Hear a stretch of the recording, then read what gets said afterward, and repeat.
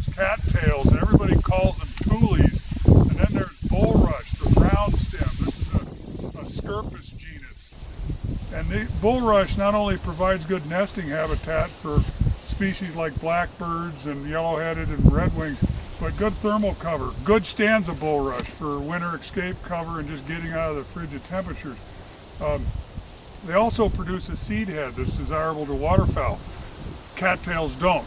Cattails do provide the thermal cover and good bank stabilization, but you want to see good healthy stands of native Scirpus bulrush species in these systems. What you have here is probably a reservoir site where some of this stuff could be removed, dug up just in simple little shovel loads and moved to different areas on the pond complex of the restored wetland.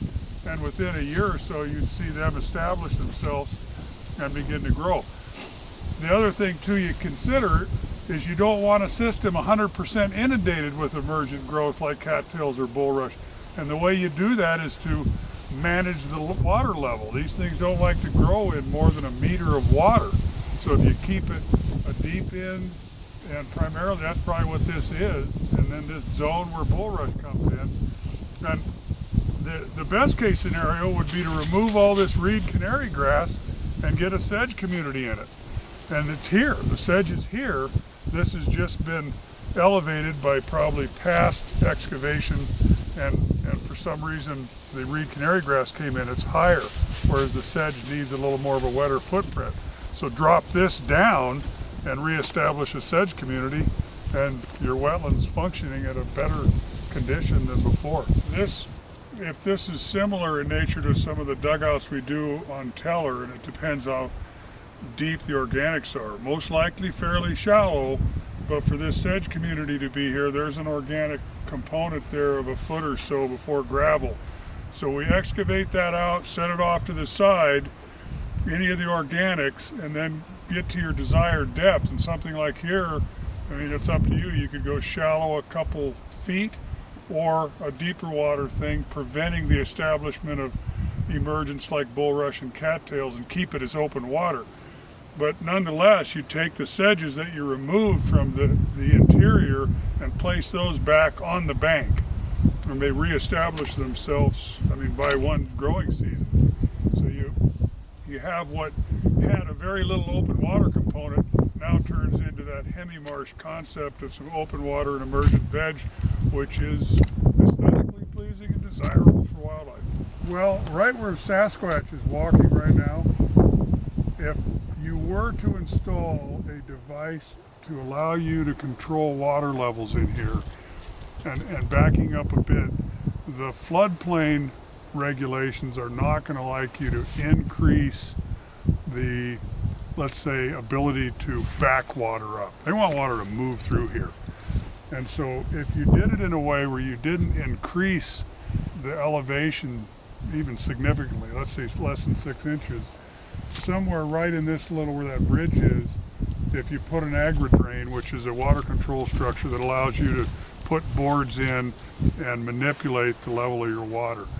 Why? If you can de-water the area, you can get in there and do some vegetative management at times where you perhaps need to remove excessive cattails or remove reed canary grass. You want to be able to get equipment in, you pull the boards out and suck all the water out of the system. The other obvious component of it is it allows you to raise the water level. So if you wanted to put a small berm there, establish this water control structure where you come in and manipulate the boards accordingly, you could back water up, and let's say your goal was to inundate this. You want 6 inches of water from there up to here, which would likely kill the reed canary grass. Now you'll see more of a sedge community come back just based on you saturating this soil, raising the water level. So by putting in a structure, you could manipulate a pretty good little size of this project area. The degree of fall from where we began the walk to here, you're not going to back water all the way up and impact water levels up there. But you certainly could have an impact on this little zone and bring the water level up 6 inches or so. And that would be a question that the floodplain folks, may be concerned about, that you're actually going to put a structure in that would prevent water from escaping.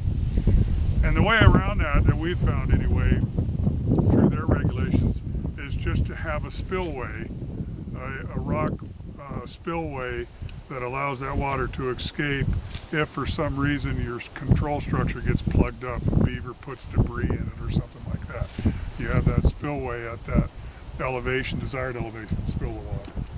So, and there were probably a couple other areas, I mean, looking at this from maybe another control structure or two as this ladders down. So you might want to have another one, say halfway in between us and the beginning, that allows you again to back some water up. Even though it's groundwater, that water's escaping here and it's going out this way. So if you have the ability to stop it with a shallow berm and a water control structure, you can inundate more of the habitat and create additional wetlands that weren't there. So it's a good thing.